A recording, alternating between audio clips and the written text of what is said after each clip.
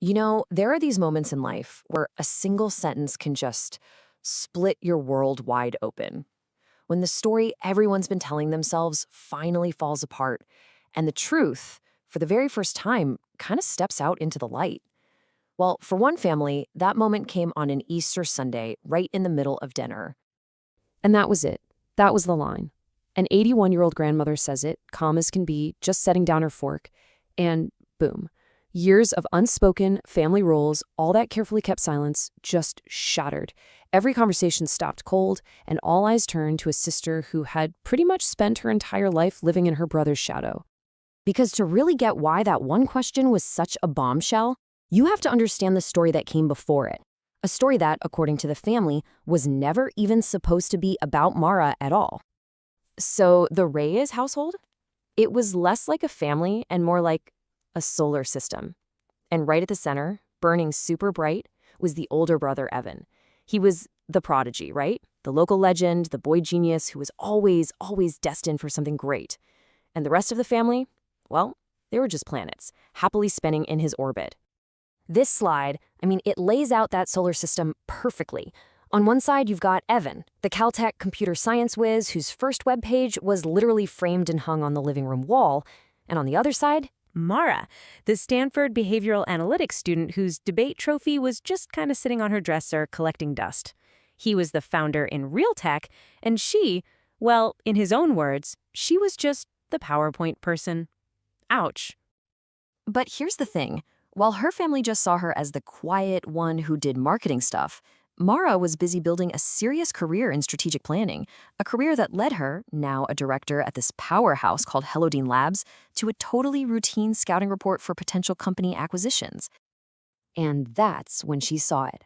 On a foggy San Francisco morning, right there at the top of the list. Voltage. The super ambitious AI startup founded by, you guessed it, her brother, Evan Reyes. This wasn't a coincidence. No way. This was a collision course. Now, the numbers on the page told a story Evan definitely wasn't telling at family dinners. Yeah, his tech was brilliant, the architecture was elegant, but the business itself was completely failing. The hard truth was his company was burning through cash like crazy, revenue had totally stalled, and he was maybe 3 months away from having to lay off his entire team. The golden boy was on the verge of a total collapse. So what does Mara do? Her response was by the book professional. She walked straight into her VP's office, disclosed the massive conflict of interest, and had herself reassigned to an advisory-only role. She refused to negotiate the deal, but her insight into the tech, and let's be real, the founder, was just too valuable to lose. Every single step was documented with total transparency. Which brings us right back to that sunny dining room.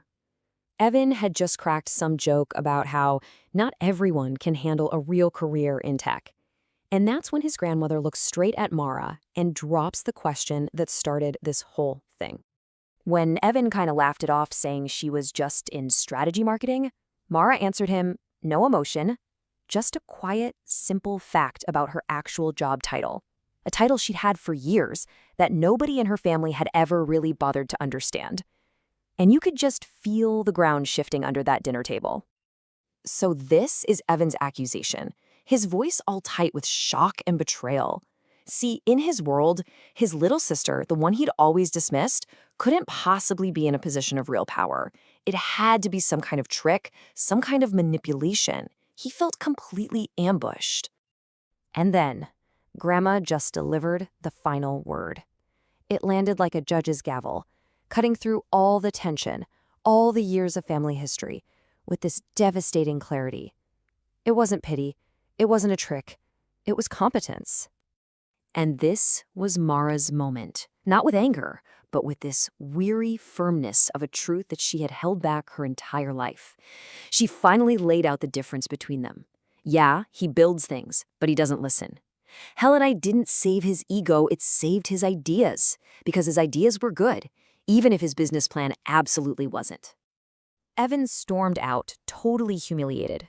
The room was just left in this tense, aching silence. But the fight wasn't over, not really.